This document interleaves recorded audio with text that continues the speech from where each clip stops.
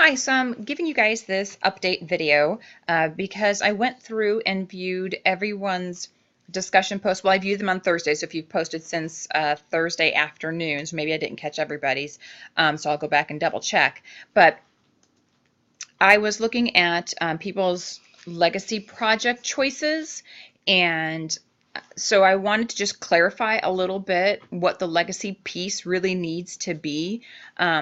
Quite a few people are choosing legacy pieces that are very modern, or that are, which is okay, but so long as they have a big legacy, they've had a big cultural impact. And some people are choosing legacy pieces that actually would be considered like an offspring of the original piece. And this happens every semester, so I just want to make sure that I'm clarifying.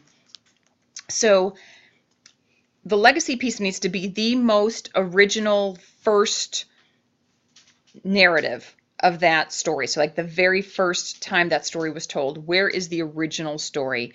And so if you take a look, it says choose a story, novel, poem, myth, film, graphic novel, etc., that has had a significant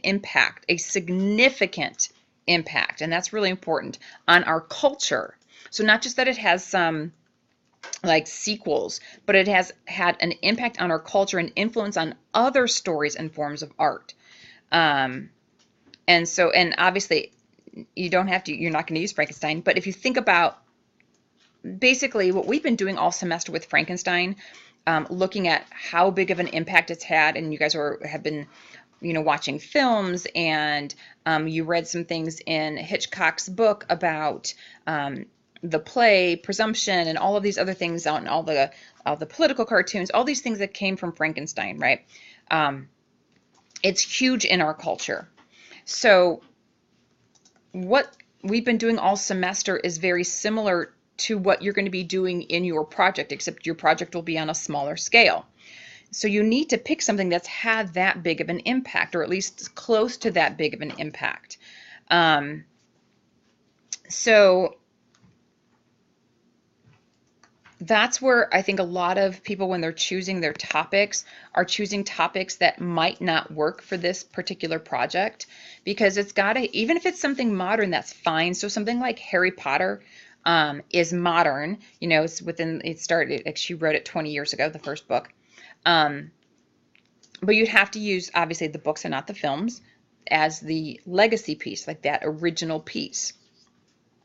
But it's had such a huge impact on our culture that would work, right?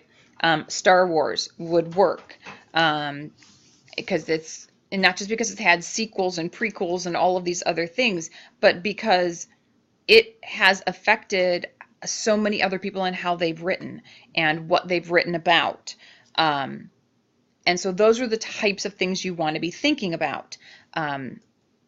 So hopefully this helps maybe some of you, because I know I said, make sure that you, like, so on a lot of your responses, I've said things like, this may not work because I don't know how big of a legacy it has, like a cultural impact. And on some people's, I put things like, make sure that you use the original piece, because a lot of people are talking about a film or something else that's come later, but you need to go back to that original piece. So things that tend to work really well. So if anybody's still struggling, thinking, I'm not sure what I want to do, things that work really well, and especially if you don't want to have to go read an entire novel that you've never read before, would be fairy tales. And you're going to want to go back to the original fairy tales, though. So the Grimm brothers wrote some of them. Then Hans Christian Andersen wrote some. Charles Perrault wrote some. And that's what you want to be looking at, like those original fairy tales. And what you just want to do is you can do a quick Google search to find out where is the oldest version of this, because a lot of people had the same story and they rewrote them.